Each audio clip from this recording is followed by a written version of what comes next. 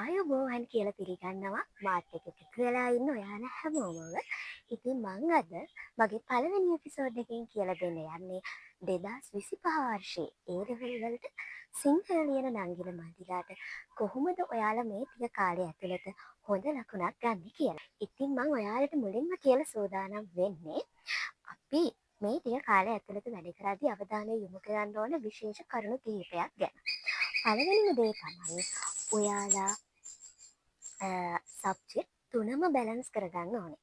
ඔයා මේ වෙලාවේ එක විෂයකට දැන් මම සිංහල ගැන කියලා දුන්න කියලා සිංහල වලට විතරක් විශේෂ අවධානයක් යොමු කරලා හරියන්නේ නැහැ. සබ්ජෙක්ට් තුනම හොඳ ලකුණකට යන්න ඔයා උත්සාහ ගන්න ඕනේ. සබ්ජෙක්ට් තුනම බැලන්ස් එකේ හොඳින් කරගන්න. අනිත් කාරණාව තමයි ඔයා මේ දවස් ටිකේ නිදි මරණ එක කරන්න හොඳ නැහැ. මොකද අපේ මොලේට පැය 5ක 6ක නිින්ද අනිවාර්යෙන්ම අත්‍යවශ්‍යයි.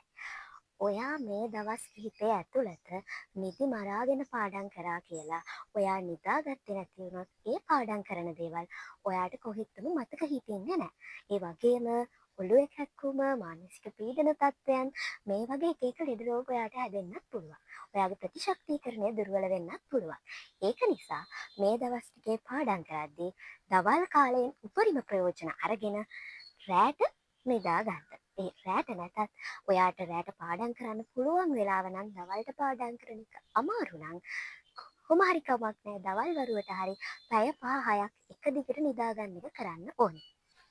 එතකොට මේ කාලේ ඇතුළත ඔයා අවධානය යොමු කරන්න ඕන අනිත් කරුණ තමයි කොයි වෙලාවකවත් ආහාර වේ මග හරින්නේ නැතුව ඉන්න එක. මොකද දැන් විභාග පීඩනයත් එක්ක ඔයා මේ කාලේ වැඩ කරන්න බැරිපු ළමයෙක් නම් ඔයා ගොඩක් දුරට දැන් මහන්සි වෙලා පාඩම් කරනවා ඇති.